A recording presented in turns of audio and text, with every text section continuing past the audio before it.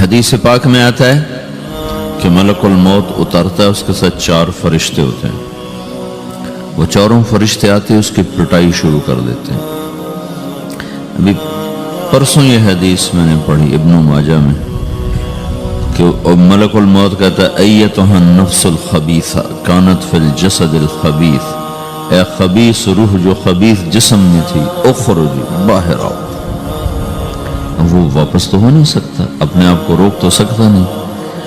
تو وہ حیران پریشان خوف زدہ، تو اس کے جواب میں اس کو ملک الموت کہتا ابشری ابشری بحمیم وغساق وآخر من شکلہ ازواج، تیار ہو جا خوفناک عذاب کے لیے اور کھولتے پانیوں کے لیے، کانٹے دار جھاڑیوں کے لیے اور بے شمار عذاب کی شکلوں کے لیے. تو اس کی روح کو جب کھینچتے ہیں تو رگ رگ سے وہ کٹ کٹ کے نکلتی ہے، تو سارا وجود زیر و زبر ہوتا ہے. سکرات کا درد ساری دنیا کے دردوں پر حاوی ہے. جب اس کی روح نکلتی ہے اور اس کو لے کر آسمان پر چلتے ہیں تو دروازے پر پہنچتے ہیں تو اندر سے فرشتے پوچھتے ہیں کون ہے؟ کہتے ہیں فلاں فلاں کا بیٹا ہے. کا نفس خبیثہ فی الجسد الخبیث، یہ تو وہی بدماش ہے جو بدماش جسم میں تھا، یہ وہ بدبخت روح ہے جو بدبخت جسم میں تھی. اس کے لیے آسمان کے دروازے نہیں کھل سکتے، اسے واپس کر دیا جائے. تو آسمان کے دروازے لا تفتح لهم ابواب السماء ولا يدخلون الجنة حتى يلج الجمل في سم الخياط، کہ ان کے لیے آسمان کے دروازے نہیں کھلیں گے اور ان کے لیے جنت کے دروازے نہیں کھلیں گے. پھر یہ وہاں سے نیچے گرائے جاتے ہیں جو اللہ کا قید خانہ ہے سجین. وما ادراک ما سجین کتاب مرقوم، وہ تمہیں خبر نہیں کہ وہ کیا خوفناک قید خانہ ہے جو اللہ تعالیٰ نے بنایا ہے، اسے وہاں دھکیل دیا جاتا ہے. پھر قیامت تک اس کے لیے انتظار کی گھڑیاں ہیں اور عذاب کی شدت ہے. اور جب کوئی نیک آدمی اللہ تعالیٰ کے دربار میں جانے کا اس کا وقت آتا ہے تو اللہ تبارک و تعالیٰ فرماتے ہیں ان الذین قالوا ربنا اللہ ثم استقاموا تتنزل علیہم الملائکۃ الا تخافوا ولا تحزنوا وابشروا بالجنة التي كنتم توعدون نحن اولیاؤکم فی الحیاة الدنیا وفی الآخرة ولکم فیہا ما تشتہی انفسکم ولکم فیہا ما تدعون نزل من غفور الرحیم. جب کوئی نیک مرد عورت کے جانے کا وقت آتا ہے تو اس کے لیے بھی فرشتے آتے ہیں اور آ کر اس کو خوشخبری دیتے ہیں اور آ کر اس کو تسلی دیتے ہیں کہ آپ غم نہ کریں، پیچھے والے بھی آپ کو مل جائیں گے، آپ خوف نہ کریں، آگے ساری منزلیں آپ کے لیے آسان ہیں، آپ کے لیے جنت بھی تیار ہے، رب بھی مہربان ہے. اور حدیث پاک میں آتا ہے کہ ملک الموت اور 4 فرشتے آتے ہیں. وہ 4 فرشتے اس کو سہلاتے ہیں، دباتے ہیں کہ موت کا درد اسے محسوس نہ ہو. اور ملک الموت فرماتے ہیں ایتها النفس الحمیدہ کانت فی الجسد الحمید اخرجی، اے نیک روح جو نیک جسم میں تھی باہر آؤ. کیا کرو؟ وابشری بروح وریحان ورب راض عنک غیر غضبان، آپ کو بشارت ہو آپ کے لیے جنت تیار ہو چکی ہے اور وہاں کی ساری نعمتیں آپ کے لیے میسر ہو چکی ہیں اور اللہ آپ پہ راضی ہو چکا ہے اور اللہ آپ پہ خوش ہو چکا ہے. اس پر اس کی روح کو نکالا جاتا ہے. پھر سارے فرشتے اس کو استقبال کے ساتھ جب آسمان پر لے جاتے ہیں تو اندر سے پوچھتے ہیں کون ہے؟ کہ فلاں فلاں کا بیٹا، فلاں فلاں کی بیٹی. کہتے ہیں نفس حمیدہ فی جسد حمید، یہ تو نیک روح تھی جو نیک جسم میں تھی، مرحبا بہی. اس کو ہم سب استقبال کس کا کرتے ہیں اور ایک دم آسمان کے دروازے کھلتے ہیں. پھر وہ پہلا، دوسرا، تیسرا، چوتھا سارے آسمان پار کرتا ہوا اللہ پاک کے عرش کے نیچے کے جا کر، مرد ہے یا عورت، وہاں جا کر سجدے میں سر رکھتا ہے اور اللہ تعالیٰ فرماتے ہیں ہاں اس نے ہمیں خوش کیا، ہم اسے خوش کریں گے. اور اس کو عافیت کے ساتھ وہاں آسمان میں، پہلے آسمان سے لے کر اللہ کے عرش تک یہ سب ویٹنگ روم بنے ہوئے جہاں اللہ اپنے اپنے درجات کے مطابق جنت والوں کو ٹھہراتا ہے. اور وہ انتظار گاہ ہے اور وقت ختم ہو جاتا ہے، لہٰذا انتظار کی جو تکلیف ہے وہ بھی ختم ہو جاتی ہے. وقت ختم تو انتظار کا احساس ختم اور ٹائم کے گزرنے کا احساس ختم. تو جیسے اصحاب کہف کو اللہ نے غار میں داخل کر کے تو غار کے اندر سے وقت کو نکال کے باہر پھینک دیا. باہر 300 سال گزرے، اندر آدھا ہی دن گزرا تھا. وہ جب اٹھے ہیں تو وہ 25 برس کا نوجوان 325 سال کا ہو کے نہیں اٹھا، وہ 25 سال کی عمر میں اٹھا ہے. نہ ناخن بڑا ہے، نہ مونچھیں بڑی ہیں، نہ ان کی داڑیاں لمبی ہوئی ہیں، جو کہ تو زندہ تھے، مر نہیں گئے تھے. تو زندہ کے تو بال بھی بڑھتے ہیں، ناخن بھی بڑھتے ہیں، لیکن وہ اس طرح اٹھے کہ 300 برس گزر گئے اور 25 برس کا نوجوان 25 سال کی عمر میں اٹھا ہے، 20 برس کا 20 برس کی عمر میں اٹھا ہے. اور وہ کہنے لگے کم لبثنا، بھئی کتنا ٹھہرے ہیں؟ کہ یومن او بعض یومن، لگتا ہے کوئی دن آدھا دن ٹھہرے ہیں. وہ صحیح کہہ رہے تھے. باہر اللہ تعالیٰ نے وقت کی گھڑی کو چلائے رکھا اور اندر غار میں اس کو سوئچ آف کر دیا، نکال دیا کہ یہاں وقت کو داخل نہیں ہونے دیا. تو وقت کے گزرنے سے جو بھی اثرات مرتب ہوتے ہیں وہ ان پر مرتب نہیں ہوئے. تو وہ 20 آدھے دن کے بعد اٹھے ہیں. باہر 300 سال، اندر آدھا دن. یہی کچھ اللہ تبارک و تعالیٰ برزخ میں کر دیتا ہے، وقت کو ختم کر دیتا ہے، گزرنے کا احساس نہیں ہوتا ہے. تو اس طرح میرے عزیزو، یہ 2 موتیں ہر انسان دیکھتا ہے. یا وہ جنت کے فرشتوں کا استقبال دیکھتا ہے یا جہنم کے فرشتوں کی مار اور پٹائی کو سہتا ہے. رابعہ بصری رحمۃ اللہ علیہ کا انتقال ہونے لگا تو انہوں نے رات کو فوت ہوئی تو انہوں نے اپنی خادمہ کو بلا کے فرمایا کہ کسی کو بتانا نہیں، جب میں مر جاؤں تو پڑوس میں 2-4 کو بلا کر نا میرا جنازہ پڑھوا دینا، اور جس کرتے میں تہجد پڑھتی تھی وہی میرا کفن بنا دینا، اور صبح بے شک لوگوں کو بتا دینا، میرے مرنے کے بعد میری میت کو رکھنا نہیں، فوراً دبا دینا. تو ان کا انتقال ہوا تو انہوں نے پڑوس کے 2-4-10-20 آدمی بلائے اور ان کو تدفین تجہیز سب کچھ ہو گئی. صبح شور مچا کہ وہ رابعہ بصری کا انتقال ہو گیا. تو اگلے دن وہ خواب میں اس خادمہ کو ملی اور کہا بیٹی تیری بڑی مہربانی، تو نے میری وصیت کے مطابق عمل کیا. اس نے دیکھا کہ انہوں نے ایک خوبصورت سبز لباس پہنا ہوا ہے. تو وہ فرمانے لگی، انہوں نے سوال کیا کہ آپ کے ساتھ قبر میں کیا ہوا؟ تو وہ کہنے لگی کہ میرے پاس منکر نکیر آئے تھے اور مجھ سے کہنے لگے من رب کی، تیرا رب کون ہے؟ تو میں نے کہا سبحان اللہ، 40 برس جس کو میں نہ بھلا سکی اس کو 4 ہاتھ زمین میں آ کے میں بھول جاؤں گی. ان کا 42 برس کی عمر میں انتقال ہوا تھا. تو وہ کہنے لگے سبحان اللہ، جس کو میں 40 برس نہ بھولا سکی میں اسے 4 ہاتھ زمین کے اندر آ کے بھول جاؤں گی. تو منکر نکیر کہنے لگے اس کا کیا حساب لینا؟ پھر انہوں نے پوچھا کہ وہ آپ کا وہ کرتا کہاں گیا تہجد والا جس میں آپ کو کفن دیا تھا؟ کہا وہ اللہ نے مجھ سے لے لیا ہے اور میرے اعمال کے خزانے میں رکھ دیا ہے. قیامت کے دن میرا وہ کرتا بھی میرے ترازو میں تولا جائے گا اور مجھے یہ لباس پہنایا ہے جو جنت کا لباس ہے. یہ بھی ایک موت ہے. اس طرح بھی لوگ مرتے ہیں. اور دوسری بھی ایک موت ہے. ہمارے علاقے کی بتا رہا ہوں، اپنے علاقے. ایک زمیندار مر گیا، اس کی قبر کھودی، ساری بچھوؤں سے بھری ہوئی، ایسے جیسے چیونٹیاں پھر رہی ہوتی. تو انہیں وہ بند کر کے دوسری کھودی، ساری بچھوؤں سے بھری ہوئی. پھر وہ بند کر کے تیسری کھودی، ساری بچھوؤں سے بھری ہوئی. قبرستان میں اتنے بچھو کہاں سے آ گئے؟ یہ زمین کے بچھو نہیں ہے، یہ آخرت کی بلائیں ہیں جس کے ساتھ اب اسے قیامت تک رہنا ہے اور گزارا کرنا ہے. تو یہ 2 طرح کی موتیں روزانہ لوگ مرتے ہیں، روزانہ لوگ مرتے ہیں. جب نماز کا وقت ہوتا ہے ملک الموت ساری دنیا کا چکر لگاتا ہے اور دیکھتا ہے کون پڑھ رہا ہے کون نہیں پڑھ رہا، کون پڑھ رہا ہے کون نہیں پڑھ رہا. جو نماز کی پابندی کرتا ہے اس کی موت آسانی سے ہوتی، جو نماز میں غفلت کرتا ہے اس کے ساتھ موت کے وقت شدت اور سختی اختیار کی جاتی. تو بھائیو، یہ ایک جسم ہے، ایک روح ہے. روح باقی رہنے والی چیز ہے، جسم مٹ جاتا ہے، پھر اللہ سے قیامت کے دن نیا جسم عطا فرمائے گا، ایک نیا جسم دیا جائے گا. روح وہی ہے جو اللہ کے خزانوں میں جمع ہو جاتی ہے. نافرمان کی سیاہ کالی روح ہوتی، فرمان بردار کی روشن چمکدار روح ہوتی. تو اللہ نے کچھ تقاضے جسم کے رکھے ہیں اور کچھ روح کے رکھے ہیں. جسم کے تقاضے پورے نہ کرو تو یہ پریشان ہو جاتا ہے، روح کے تقاضے پورے نہ کرو تو یہ پریشان ہو جاتی.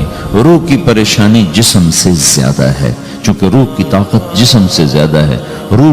جسم مٹی سے بنا ہے اس کی غذا بھی مٹی سے نکلتی ہے، روح آسمان سے ہے، اس کی غذا بھی آسمان سے ہے۔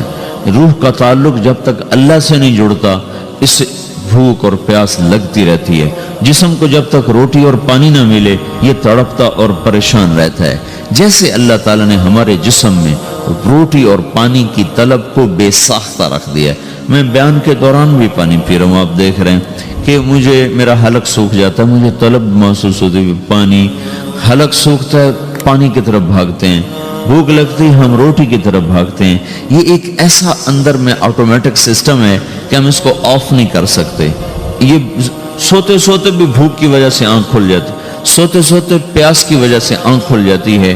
یہ ایسا خود اللہ تعالیٰ نے ساختہ نظام بنایا ہے کہ آپ اپنے جسم میں روٹی اور پانی کی طلب کو نہیں نکال سکتے۔ میرے عزیزو، ٹھیک اسی طرح اللہ نے انسانی روح میں اپنی طلب رکھ دی ہے اور اپنے رسول کی طلب رکھ دی ہے۔ یہ دو طلب ایسی ہیں کہ یہ آپ کے جسم روح سے نکل نہیں سکتی۔ جیسے بھوکا روٹی نہ کھا لے، پیاسا پانی نہ پی لے، اسے چین نہیں آ سکتا۔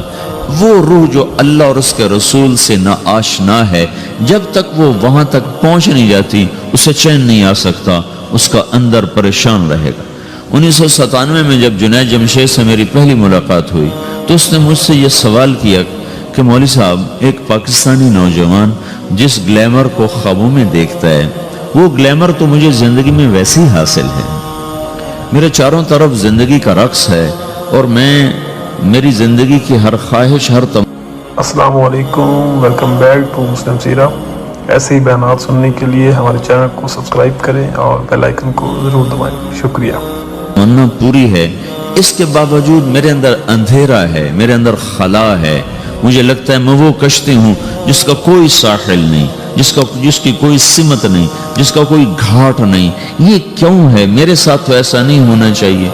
ایک عام لڑکا تو کہتا ہے ہائے کاش یہ ہوتا، اس کو وہ نہیں ہو رہا تو پھر وہ پریشان ہے، ہائے یہ ہوتا، ہائے وہ ہوتا۔ تو میں تو ہائے نہیں کرتا ہوں، میری تو ہر لذت اور خواہش میرے سامنے تشتری میں سجا کے پیش کی جا رہی۔ میں کیوں ایسا کر رہا ہوں؟ میں ہائے ہائے کیوں کر رہا ہوں؟ میرا اندر ویران کیوں ہے؟ میرے اندر میں خلا کیوں ہے؟ یہ وہی خلا ہے کہ وہ روح کی پیاس کو شراب میں بجھانا چاہتا ہے، وہ روح کی پیاس کو لڑکی میں بجھانا چاہتا ہے، وہ روح کی پیاس کو موسیقی سے بجھانا چاہتا ہے، وہ روح کی پیاس کو دنیا کی رعنائیوں میں 5 سٹار ہوٹلوں سے بجھانا چاہتا ہے۔ روح کیا جانے روٹی کیا ہے، شراب کیا ہے، پانی کیا ہے، عورت کیا ہے، موسیقی کیا ہے، گھنگرو کیا ہے، پائل کیا ہے، چھنکار کیا ہے۔ روح کو ان چیزوں کی کیا خبر؟ امریکہ میں ہماری ایک جماعت تھی تو 4 لڑکیاں 2 لڑکے مسلمان ہوئے۔ تو ایک لڑکے کا نام رکھا تھا ابراہیم، اور اس کو جب پڑھایا نا کلمہ، انہوں نے کہا ہائے، انہوں نے کہا ہائے، اور دونوں ہاتھ یہاں رکھے سینے پر، دل پر، کہا ہائے۔ تو ہمارے ساتھی ہیں ڈاکٹر اختر، وہ کہنے لگا کیا ہوا کیا ہوا؟ کہنے لگا جب سے ہوش سنبھالا یہ جگہ خالی تھی، یہ تیرے کلمہ پڑھانے پر بھر گئی ہے کہ میری خوشی سے ہائے نکل گئی۔ یہ جگہ خالی رہے گی، یہاں شراب نہیں پہنچ سکتی، یہاں نغمہ اور موسیقی نہیں پہنچ سکتی، یہاں تالے لگے ہوئے ہیں، یہاں تک کوئی آواز نہیں جا سکتی۔ دل کے تاروں پر ایک ہی نغمہ چڑھ سکتا ہے اور وہ اللہ کی یاد کا ہے اور اللہ کی محبت کا ہے اور اللہ کے رسول کی محبت کا ہے۔ باقی کوئی مزراب ایسا نہیں جو ان تاروں کو چھیڑ سکے، باقی کوئی چیز آواز ایسی نہیں جو دل کی دنیا پر جا کر دستک دے سکے۔ یہاں بند دروازے ہیں، یہاں صرف اللہ پہنچے گا، اللہ کے رسول کا تعلق پہنچے گا، باقی کوئی چیز یہاں نہیں جا سکتی۔ تو چونکہ آج ہمارا علم غلط ہو گیا، پنکھا بند کرو، ہمارا علم غلط ہو گیا ہے، تو ہم نے ان دنیا کی چیزوں کو سب کچھ سمجھ کر اس کی دوڑ لگانا شروع کر دی ہے۔ تو روح آسمان سے ہے، اس کا تعلق اللہ سے بناؤ بھائیو۔ اللہ کا تعلق پائے بغیر نہ کوئی مرد مکمل ہے نہ کوئی عورت مکمل ہے، اور چونکہ براہ راست اللہ کو کوئی پا نہیں سکتا، چونکہ وہ ہمارے سامنے نہیں، اس کے اور ہمارے درمیان لاکھوں کروڑوں پردے حائل ہیں، تو اللہ اپنے بندوں میں سے ایک کو منتخب کر کے اپنا رسول بناتا ہے، اس پر اپنا آپ کھول دیتا ہے، پھر اسے کہتا ہے جا لوگوں کو بتا کہ یہ زندگی اللہ کو پسند ہے۔ وہ اللہ کا جو رسول ہے وہ بندوں اور رب کے درمیان واسطہ بن جاتا ہے۔ اللہ نے ہمیں حضرت محمد صلی اللہ تعالی علیہ وسلم جیسا رسول دے دیا۔ اللہ تعالیٰ نے اپنا آپ کسی کو نہیں دکھایا۔ موسیٰ علیہ السلام پہ ایک تجلی پڑی، ان کو 40 دن ہوش نہیں آیا، 40 دن اللہ سے ضد کرنے لگے، رب ارنی انظر الیک، یا اللہ میں تجھے دیکھنا چاہتا ہوں۔ اللہ تعالیٰ نے کہا موسیٰ یہ ہو نہیں سکتا۔ موسیٰ علیہ السلام اللہ کے نبی نے فرمایا لاڈلے نبی تھے، اللہ پاک سے ضد کر لیا کرتے تھے، پھر کہنے لگے نہیں یا اللہ میں نے ایک دفعہ تو ضرور دیکھنا ہے۔ تو اللہ تعالیٰ نے کہا اچھا تم ایسا کرو، میں طور پہ تجلی ڈالوں گا، فَإِنِ اسْتَقَرَّ مَكَانَهُ فَسَوْفَ تَرَانِي، تو میں تجلی ڈالتا ہوں طور پر، اگر طور کھڑا رہا تو تو بھی دیکھ لے گا۔